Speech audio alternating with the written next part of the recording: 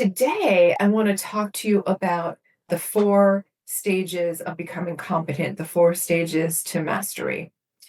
This is a model that's been around a really long time. You'll notice that it's a pyramid that narrows as it goes up.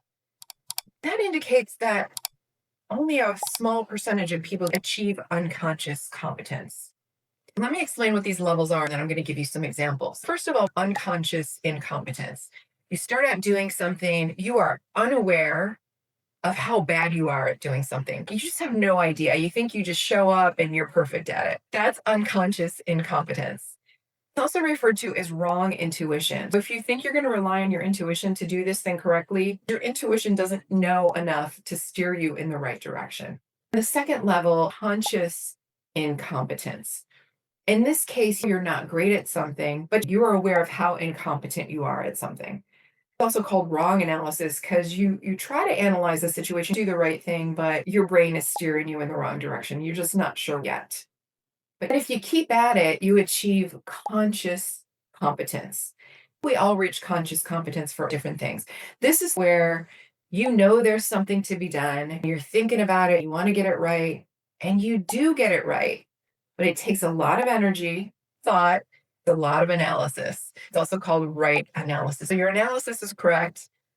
You don't have the intuition yet. The next level is unconscious competence. This is when you know how to do something so well, you don't even have to think about it. You have right intuition. Your brain can go on autopilot and it knows what to do.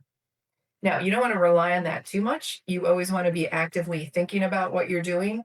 But it is nice when you're so good at something that you just show up relaxed. You can listen, be totally present, and things come out right. If you want to show up powerfully in a meeting as a leader, as someone who has creative ideas and with gravitas, you might not even realize that there's an art, there's a skill to this. You have unconscious incompetence. You sit there and you're not sure how to work yourself into the conversation. You have some ideas, but you don't share them. You don't know how to. Everyone else is talking and you're not sure how to interject your ideas. Maybe you do try to share your ideas and they just don't come out right. You're not alone. We've all been through it. That's unconscious incompetence. And then you keep working on it. You look around, you see that people are behaving in certain ways, how they choose the times they're going to interject. You keep trying, but you don't get your point across. You're conscious, but not competent yet. Conscious incompetence. You keep trying. You observe people around you, work with a coach, watch some videos. You go back to another meeting, you've got your notes down, practice what to say, and you've observed the other people in the meeting so you know kind of when to interject and what they're looking for. You know the right words, and they pay attention and they're listening to you. But this took a lot of analysis. So, this is conscious competence. If you keep trying, your intuition is telling you how to approach that. You walk into the meeting and you don't prepare as much as you did before. You know exactly what to do, the right words to say, the body language to capture people's attention and let them know you're serious. You even get to the point where someone doesn't repeat your idea louder and everyone thinks it's their idea. That's unconscious competence.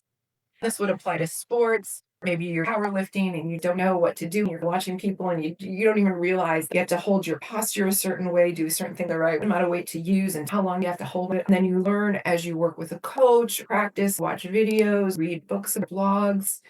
So when you reach that level where you know exactly what to do, you hope that you would still be thinking it through for safety purposes. Have you ever gotten in your car and you're like, oh, my car just took over and it drove me somewhere? That's scary, but that was my unconscious competence and not really thinking through, right? You have to be careful about the stage that you're in, not get arrogant, and always be on the alert. As you work towards your vision, achieve goals, and take steps, a lot are going to seem really hard, but that's totally normal. If you're trying something new or you're working towards mastery, but it's getting frustrating, that just means you're reaching the top of the pyramid. If you've been working really hard that it should be clicking and it's not, you might need some outside help. Don't give up, but look for somebody who could coach you, someone who's really good, who's probably worked through their own frustration and can help you break through whatever it is you need to break through. I want you to consider where you are in the four stages of competence as it relates to the skills and the competencies you need to achieve your vision. And what is left to jump into at the bottom level? People call this beginner mind. We are new at something, totally incompetent, might be making a complete fool out of ourselves, but jump back in and stay in the game. Keep making progress. If you appreciated the insights in this video, subscribe to the channel and you'll be among the first to see new videos when they drop. And if you could take a second to like this video, that small action will be more powerful than you could ever know.